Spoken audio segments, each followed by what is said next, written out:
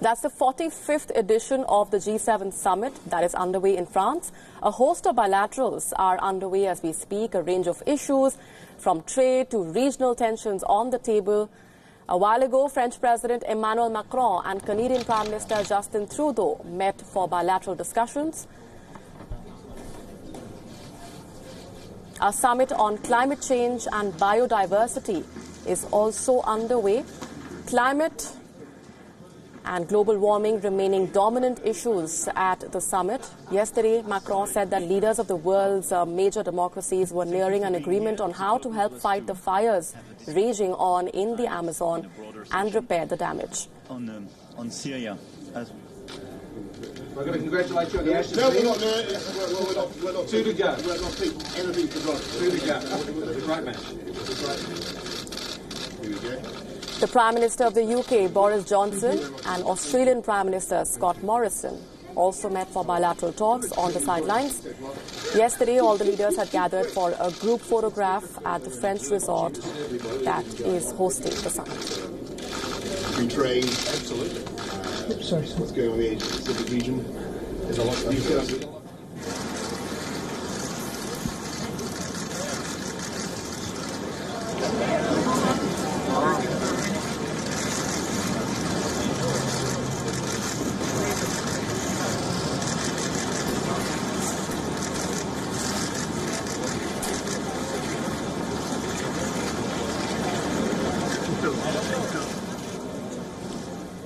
And Ambassador Arun Singh has been with us in the studios to dissect what we expect to unfold over the next few hours. Ambassador, I have to begin by asking you what your expectations would be from the bilateral scheduled with the U.S. President Donald Trump, a host of issues that are on the table, including Kashmir.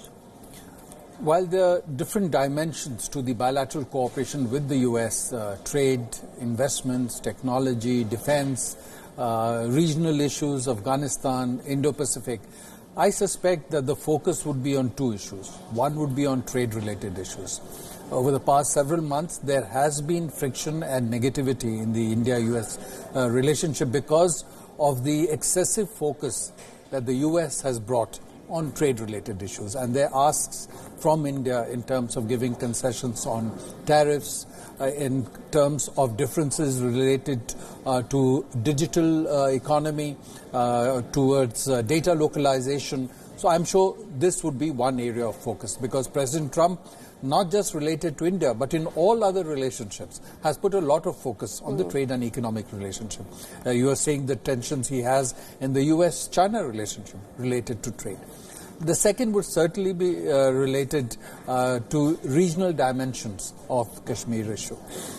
Because President Trump has already articulated several times that he would not be averse to playing some kind of a role in the India-Pakistan issue. At some stage he spoke of mediation. There was a pushback from India. There was sort of clarification from the US administration indicating that while it is a bilateral issue between India and Pakistan, US is ready to assist if both countries ask for it. But other statements from the US have also pointed out that the president would like to understand from India how it sees the perspective of developments within Jammu and Kashmir and also how issues related to regional tension perhaps linked to this are addressed, and therefore more how does India plan to address the issues related to Pakistan. So that's how they have projected it, and so that's certainly something they will raise. And India's position has been clear that the steps that have been taken within Kashmir are matters within sovereign jurisdiction of India. And at some stage, if there are any discussions to be held, they would be only with Pakistan and only bilaterally. And there's no scope for any third-party role. So we'll have to see how the two sides sort of deal with this delicate maneuvering because President Trump is trying to play an activist role, partly as a sop to Pakistan. US needs cooperation from Pakistan at this moment to get some dialogue going with the Taliban. And they believe that they can incentivize Pakistan, tell them we are doing something for you by keep referring to Kashmir, need for something to be done. And second, the president has tried to show that he's different from other US presidents and that he can get involved in issues where other US presidents have stayed away from, and that he's more effective, even though that is not substantiated by facts. On North Korea, for example, he has tried to project that he's been more effective than any other US president, whereas in reality, although the rhetoric has come down a bit, in reality there has been no substantive gain. And if you look at Iran, again, he's projecting that steps he has taken have generated pressure on Iran, and that Iran is therefore looking for a way to get some kind of dialogue going with the West.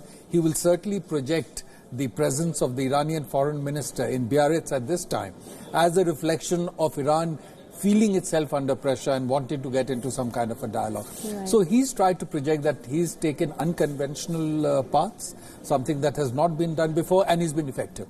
So I think he will again try to maneuver something in the context of India-Pakistan, and that's something, that's an area where India would certainly want to push back without giving him any offense.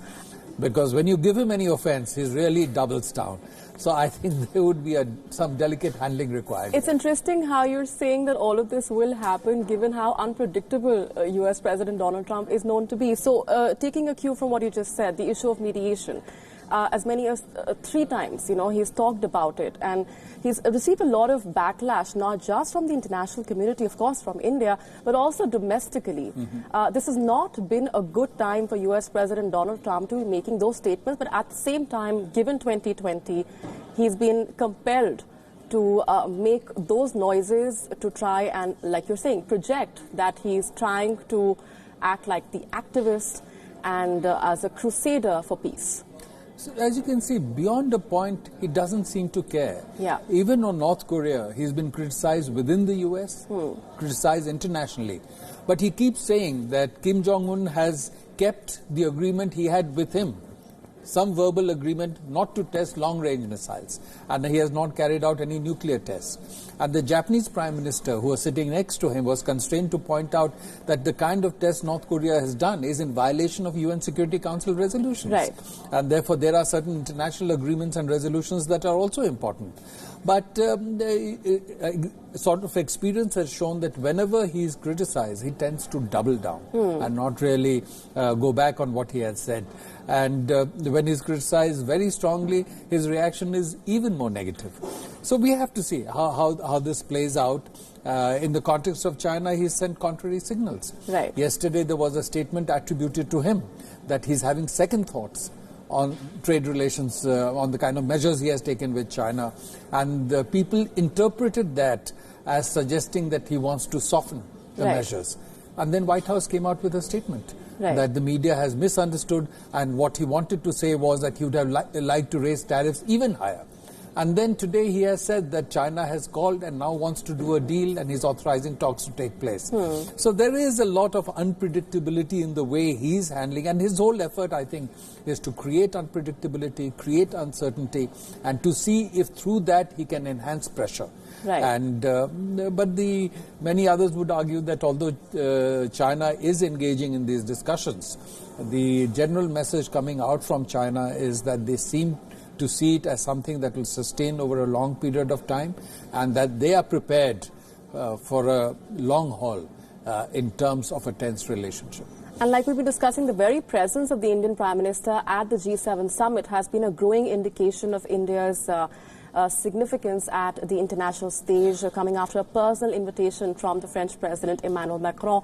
We're going to leave it there for the moment, Ambassador. We'll, of course, continue to further dissect the ramifications of the issues that will come up for discussion and the key takeaways from those bilaterals up ahead. Thanks very much for the moment. Now.